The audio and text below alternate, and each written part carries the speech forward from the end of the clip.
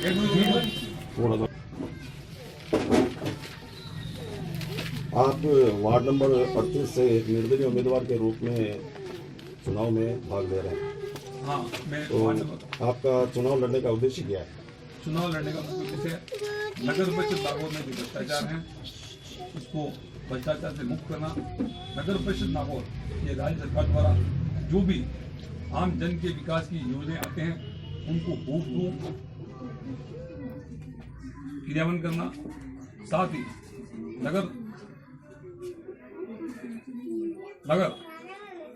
शहर में जो भी सीमेंट, सड़क, सीवरेज, रोड लाइट इत्यादि जो समस्याएं हैं उनका समाधान करना, विशेषकर उस प्रकार की बातों का समाधान करना जिनमें नगर परिषद के निवासीगण जो कि स्टेट ग्रांट पट्टा, नियमन, जन्म मृत्यु या परमिशन इत्यादि कार्य होते हैं उनको काफी घूमना पड़ता है।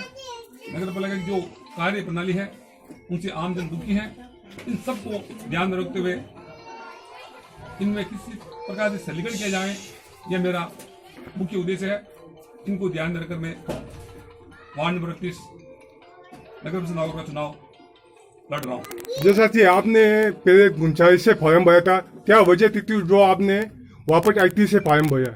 ये मेरे एक खंडित हिस्सा है जिसके बारे में मैं बता दूं कि मैंने पहले 39 में अपनी पत्नी का फॉर्म भरा था 14 तारीख को और मैंने 38 फॉर्म भरा था। उसके बाद में 15 तारीख को मैंने पत्नी का फॉर्म 39 भराया और मैंने भरा 38 में। ये मेरे एक राजनीतिक रणनीति हिस्सा है जी, इसका वो दूरगामी मेरा सोच है। इस बारे में मैं ज्यादा आपको स्पष्टीकरण नहीं दे सकता। वर्तमान समय में जो शहर की स्थिति है इस विषय में आप क्या कहना चाहिए? वर्तमान समय में शहर की स्थिति का आप कह रहे हैं, मतलब किस प्रकार के आपका कहना है? जैसे सड़कें भी, सीवरेज लाइन, नाली वगैरह, जैसे आवारा पशु, इन बारे में आप बताइए।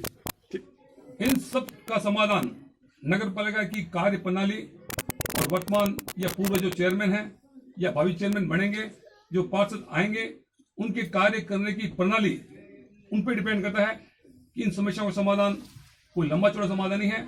अगर बोर्ड सक्षम है, अध्यक्ष सक्षम है, अधिशासी अधिकारी सक्षम है, कमिश्नर सक्षम है, तो यह मैं समझता हूँ हमारा पशुओं की या निर्माण कार्य है या सीवरेज कार्य है या सड़क सीमेंट निर्माण कार्य है, ये समस्या लंबी समस्या नहीं है। लेकिन क्रियावन पार्षद पर डिपेंड करता है कि पार्षद उसको किस प्रकार से टैकल करता है।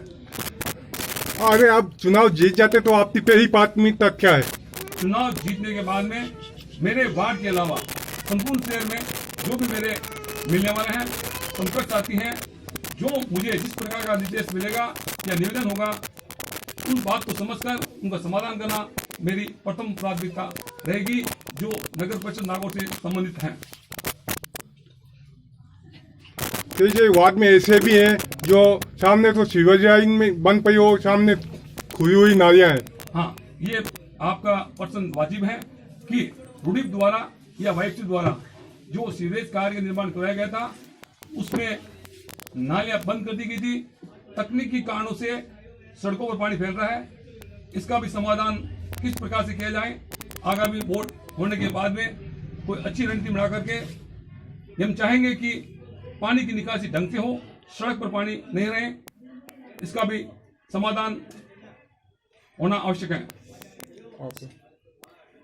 हो गया आपको?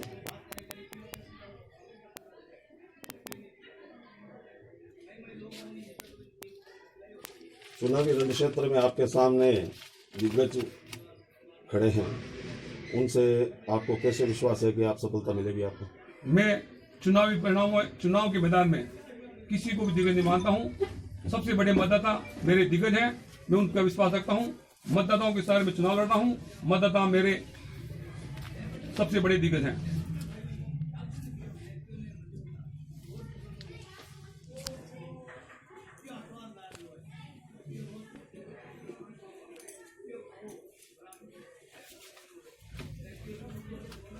अगर आप चुनाव जीत जाते हैं तो आपने ऐसा कोई सपना देखा अपने वार्ड के लिए कि जो पूरा करना चाहेंगे?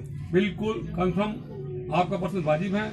मेरा प्रयास रहेगा कि कम से कम मेरे वार्ड में और मेरे पत्नी के वार्ड में इस प्रकार की एक नवीन चीज आए जो कि नागौर के लिए अनुकरणीय हो, उसकी पालना संपूर्ण शहर में हो।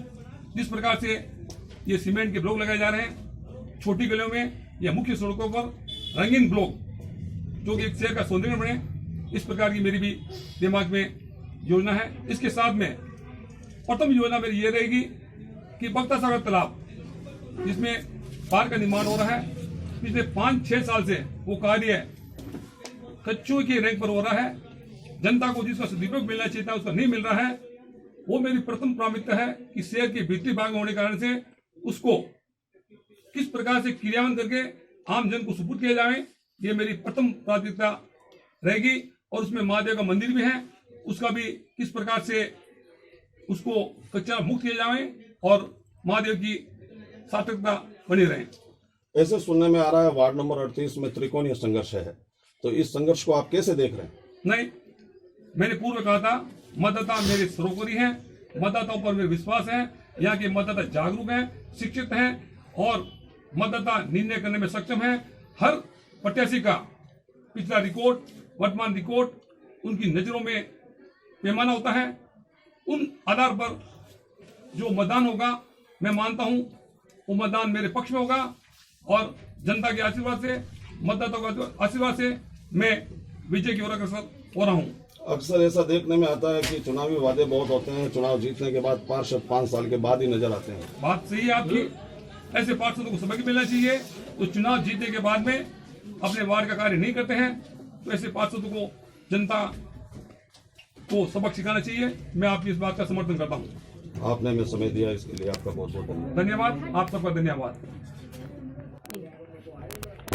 आज ये आप अपने बारे में जो चुनाव लड़ रही है वार्ड 39 से, उसमें आपका क्या मकसद है, किस उद्देश्य से आप चुनाव लड़ रही है, ये बताइए आप। वार्ड का विकास, पूरे वार्ड का विकास, सड़कें वगैरह जो टूटी हुई पड़ी है, नालियों की स्थिति बहुत खराब है, वो सब सही करना, ये सब उद्देश्य है।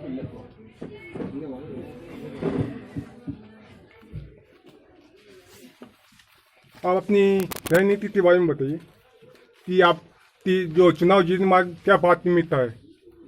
ये वार्ड का विकास करना, सबसे पहली प्राथमिकता क्या है आपकी? सड़कों की स्थिति सुधारना। जो सड़कें पूरी कीचड़ रहता है, सड़कों पे पानी बहुत ज़्यादा हो गया है, सीमेंट की जो सड़कें बनी है वो सही नहीं बनी है, उनको सही करवाना। जो वर्तमान में पार्षद थे उनके कार्यों से आप कितना संतुष्ट हैं? बिल्कुल भी संतुष्ट नहीं है, आके उन्होंने वार्डों को संभाला ही नहीं, जो पूर्व पार्षद थे हमारे पहले। क्या मालूम आप भी पार्षद बनने के बाद में वार्ड में मुंह ना बताएं? ऐसा नहीं होगा। मेरे हस्बैंड आज तक संभालते आ रहे सारे, मतलब हारने के बाद भी उन्होंने सब चीज़ें संभाली है।